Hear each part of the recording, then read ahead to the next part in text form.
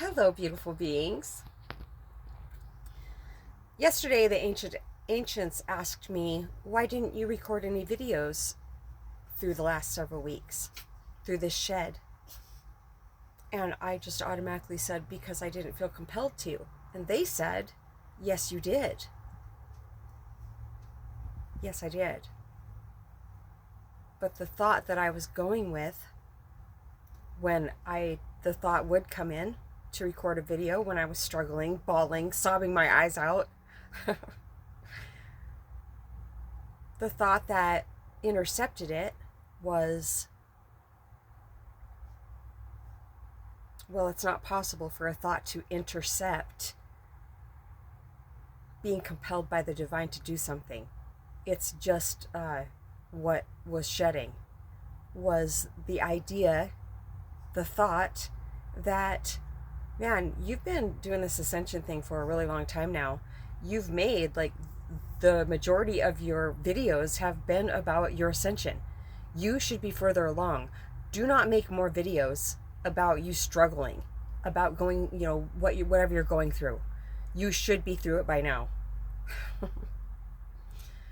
Yeah, so I thought also as I was going through the last several weeks how much it always helped to record videos, and I can't wait to record a video again. It does feel, they're saying that, and P.S., I watched the last video and I said the word shed a record number of annoying times, and I'm sorry about that. I was like, oh, please don't say it again. Please don't say it again. See, my mind is still a little, I'm being a little self-critical. Okay, so I just saw myself say the mind, and I feel I give it a lot more power than I need to all of a sudden. Lots of realizations. As long as a person keeps working on all of this, then clarity will just keep coming. Even if it doesn't seem like it will at certain times, it always comes. So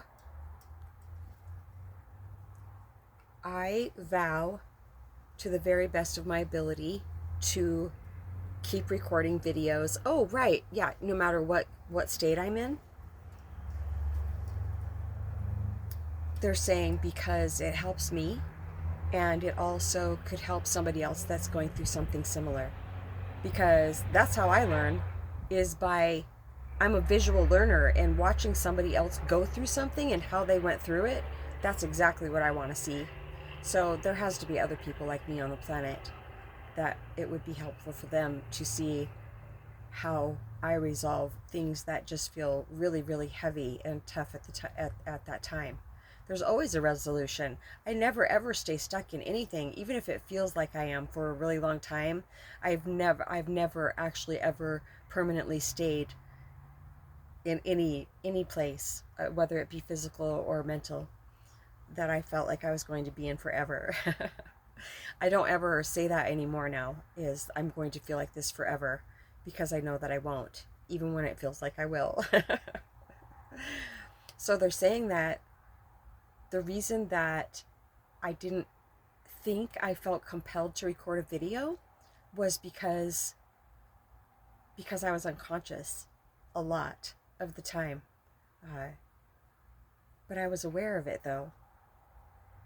But it's still, when the mind, it seems like I've been eclipsed by the mind, I don't feel like I can hear the divine as well, which is true.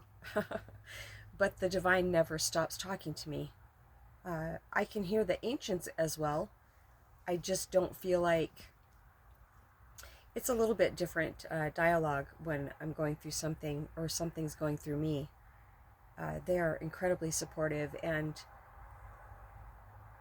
they go through like 2 or 3 days, and they'll say the same thing over and over all day long, and that one of those things was, this too shall pass.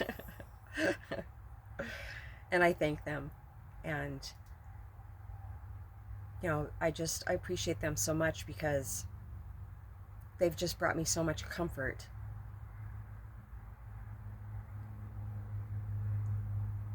I feel like the amount of guides we have, or who our guides are to us, is directly proportionate to the level of comfort that we feel we've needed in our life. And I have not just an infinite amount of ancients with me, but I have my guardian angels, I have my spirit guides, and other beings that I'm not even aware of, helping support me. And not of course, yes, this physical me, but they're not going out of their way. It's not taking from them to help me, because we're all beautiful beings, and that's how they see me. They see me from that perspective. No matter what I do, no matter what I think, no matter how long it takes me to get through a lesson, they don't ever judge me, because they are seeing from the bigger picture.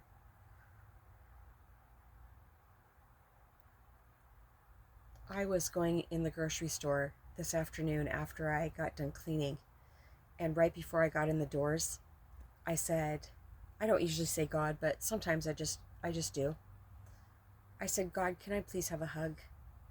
And I walked through the doors, and I looked over to my right, and there was a woman that I've known for way over 20 years, but we don't see each other very often.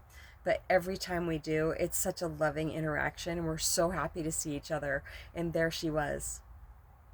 And I walked over to her and I said, I just asked God if I could have a hug. Oh, it was a really good hug. Just like, thank you, God. Thank you so much. And then I was leaving the grocery store, and she held her arms out. She was a ways away, and she was just like, hugs. It's really sweet. Ancients, is there anything else we want to talk about? So I will be making more videos, and diligently working on ignoring thoughts without any resistance. I can ignore thoughts and be creating resistance, but I know how to ignore thoughts and not create resistance. All any of this requires is just not giving up. satsangwithmamaji@gmail.com. Oh, have I told you? I've gained 8 pounds in the last couple months. I feel tremendous. I've gotten rid of, if you don't know, I've been recovering from anorexia since 1989, and I've had relapses, but this last go around, it was a relapse, and then I had quit using marijuana for around a month. And every time I quit using marijuana, I dropped 5 or 6 pounds in the first week. And I think because a lot of that has to do with, well, the sugar intake.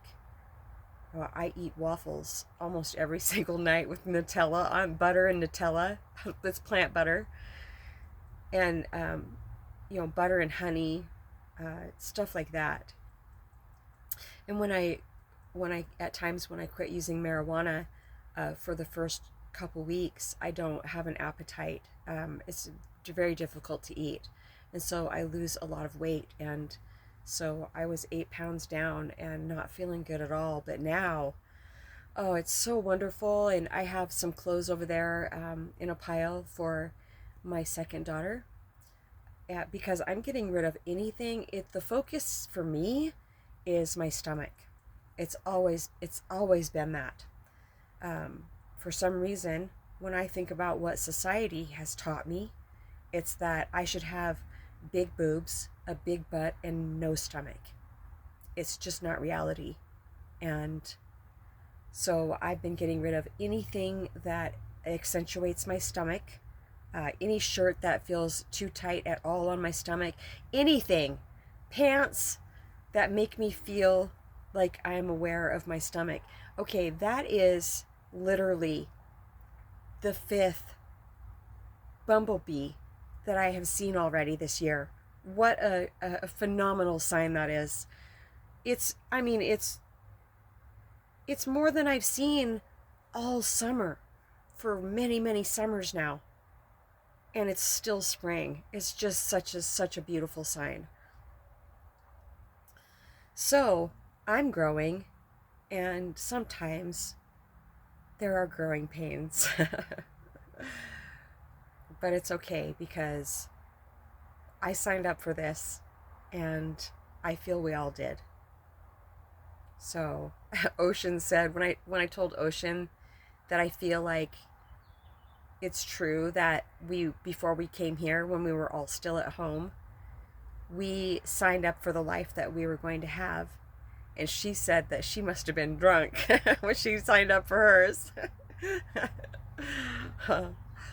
Oh, it feels so good to smile again. Like genuinely smile and laugh. I've done that my whole life. I've just heard that laugh come out for no apparent reason, and that just feels so good. So good when that comes back, and I certainly notice it when it's gone. But I can't force that stuff. And whistling also. I got whistling from my grandmother, Lynette, I think. And I hear myself starting to whistle. I'm just like, oh yeah, that's right. I'm whistling now.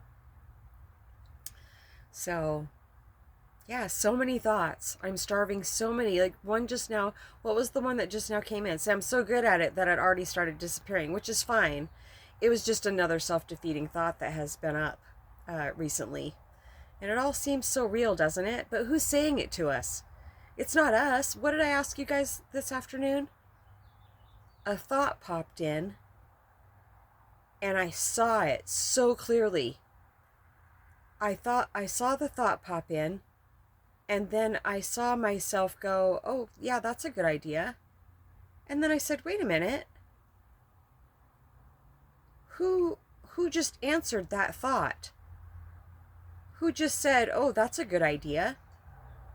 It seems like it's just me. But it was just another thought that followed the original thought that popped in. And so I left it all alone and went about my business. That's how it works. Life requires an astoundingly less amount of thinking than we may think. It does. It requires to exist. Because everything is just happening automatically. Yes, what about this decision I have to make? Well, that requires thinking, but how much though, really? I feel like if I need to make a really important decision, the most important thing that I could ever possibly do is to exert all of my effort on stopping thinking, like asking the divine, make it plainly obvious what I should do in this situation, and then my only job, my priority, is to stop thinking about it. That's how I find things also, is I ask, make it plainly obvious, just like where my car keys are. And sometimes I keep looking, and I'm just like, oh, I know, I'm still looking. Okay, I'll stop looking. And so I physically stop looking, but I'm still looking with my mind. I'm like, okay, I'll stop looking with my mind. And I actually have to sit down and turn my attention to presence completely. If it feels too charged because I have to get going, then I picture, this is what I used to do anyway, but now I just turn my attention to presence and stop thinking about it completely. But if it's emotionally charged, if I already am feeling agitated or whatever, then I picture the object. And that's how I learned how to do this anyway. I picture the object and just keep focusing on my keys. And then whatever is surrounding my keys starts coming into focus. And not just the picture of what's surrounding my keys, but also feeling compelled to get up and move in a certain direction. I started doing that over 20 years ago, before I even knew that I could hear my guides. I was in construction and I would lose my hammer or a crowbar or something, some kind of tool. And I started asking God, can you please show me what I did with my hammer? And it was absolutely amazing to me, because I was helping remodel a school in the next town over, and it just astounded me every single time I was led right to whatever tool that I had left behind. Okay, one more thing about that construction site. Every morning I would don't think about it, you're not on a leash, you can't go outside, stay, good boy. Doozer. He darts out the door. I have to get a baby gate, but I really don't want the door shut right now. I really need the breeze. He's not on his leash right now, so normally, I'll just show you. I have him on his leash. It's really, really long, but he really wanted off of it, so he's just on the couch with me. And he's hearing stuff out there, and he just wants to bolt right out the door. But there are a lot of dogs in this park, and he is not good with the other dogs, most other dogs. And so he's the aggressor, and the other big dogs are really sweet around here, but I feel like him being so aggressive and going at them angrily could definitely make them react in a negative way, and that would be the end of Doozer. So, okay, he was just really getting my attention just now. Stop, bud. Good boy. Ancients, what was I saying here?